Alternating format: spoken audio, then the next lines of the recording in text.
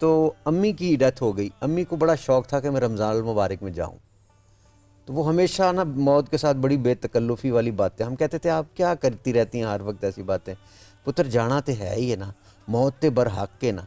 तो 15 रमज़ान को जी अम्मी चली गई, और दूसरी उनकी ख्वाहिश ये थी चलती फिरती चली जाए, यानी किसी से पानी का गिलास भी ना मांगे, अक्सर ये कहती थी। तो बस एग्जैक्टली वही हुआ कि 2 मिनट पहले वो ऐसे स्लीव्स रोल डाउन करके जा रही थी, बाथरूम से निकल के नमाज़ पढ़ने और गई, तो मैं 5 मिनट बाद वापस कमरे में गया तो अम्मी स्टिल पड़ी थी। बचपन से मेरी आदत थी, देखता था कि अम्मी का पेट हिल रहा है या नहीं हिल रहा, मेरा ख्याल है हम सभी देखते हैं होते हैं, हाँ जी, बच्चों का। बिल्कुल। तो उस वक्त मुझे लगा नहीं हिल रहा, फिर मैंने कहा नहीं हिल रहा है। मैं जाने लगा बाहर गाड़ी की चाबी लेके, तो मैं फिर मुड़ा, मैंने कहा इतनी स्टिल सी क्यों है। फिर मैं वापस आया तो मैंने कान पे वो लगाया तो धक धक धक धक की आवाज़ आ रही, वो मेरा अपना ही दिल की धड़कन थी। लेकिन वो फिर मैंने रिसेसिटेट किया, लेकिन अम्मी चली गई। मुझे कोई सुना, मुझे रोना आए, मैं साथ बैठ के दुरूद शरीफ पढ़ने लग गया। तो बड़ा ही मैंने कहा यार मैं सबको बताऊंगा तो उनका क्या होगा, ये होगा वो। अल्लाह ने पता नहीं कहाँ से हौसला दिया, और मुझे अपनी बहन की बात याद आती है।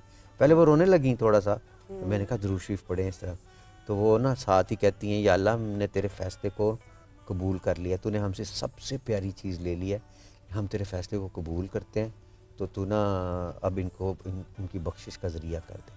तो मैं उनकी बात से इतना वो इंस्पायर हुआ। तो मतलब ये अल्लाह के वली हैं मेरे बहन भाई जो है ना, मैं ये कहता हूँ कि इसरार भाई ने 2.5 करोड़ दफ़ा दुरूद शरीफ पढ़ा हुआ है। माशाल्लाह, हाँ, बाकी भी माशाल्लाह। मतलब दुनिया में हम लोग करोड़पति होके जाना चाहते हैं ना, तो हमारे एक बुजुर्ग ने कहा था कि दुरूद शरीफ में कितने लोग करोड़पति होके जाते हैं। तो ये वाली बात, अब इससे मैं बात की है, मेरा मकसद पता क्या है, कई लोग शुरू कर देंगे इंशाल्लाह। आपकी मदर की अगर मैं बात करती हूँ तो कुछ कुछ आपने कलाम लिखा हुआ है, दुआ थी उनकी। हाँ, दुआ है कोई, और उस पर फिर कोई कलाम लिखा आपने? हाँ जी, वो कोई वाकया भी माँ है पे वो भी कलाम, please, तो वैसे कलाम ही लिखा था माँ पे, वो सुना दें। दुआ तो नहीं था। माँ तू चेते आउणो हट दी ना, तेरे बाजों ए दुख दिल दा, दस मैं किनू कां। मां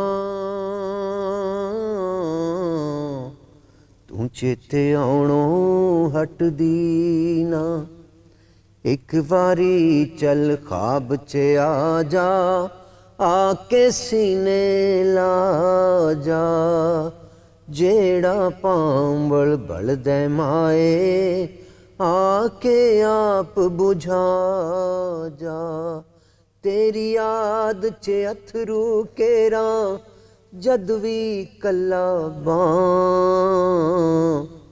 मां तू चेते आउणो हट दी ना, मां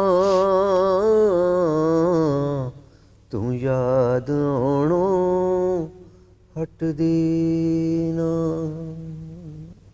अल्लाह ताला गरीब की रहमत करे, और जितने लोगों की वालिदैन जिंदा हैं, मैं उनसे यही कहूँगा कि मौका है आपके पास, जितनी भी खिदमत कर सकते हैं कर लें, एक एक लम्हा कीमती है, क्योंकि होते हुए साहस नहीं होता, पता फिर ही चलता है जब चले जाते हैं ना एक दफ़ा। तो आज अल्लाह ने देखे उनके नाम पे सुगरा शफ़ी अस्पताल, मैं कभी माँ को देखता हूँ, वो इतनी सादा, वो इतनी प्यार करने वाली, वो चादर लेके रखना, और वो सही माँ जैसी माँ, हर कदम पे अल्लाह, हर लफ्ज़ में अल्लाह। तो कलमा सिखा के और क्या क्या नहीं, सीधी जो वो कहते हैं ना कूलू कौलन सदीदा, वो थे हमारे पेरेंट्स, जो दिल में है वो मुंह पे है, कर दी है बस। तो इसीलिए अल्लाह ने उनका नाम ज़िंदा किया। ना कभी कभी मैं कहता हूँ उसके ऊपर सुगरा शफ़ी अस्पताल की बजाय बरारुल हक और इसरारुल हक और नवारुल हक अस्पताल भी तो हो सकता है, लेकिन अल्लाह ने उनका नाम ज़िंदा करना था, और 200-400 साल बाद तो हमें तो शायद भूल जाएंगे लोग, वो नाम ज़िंदा रहेगा।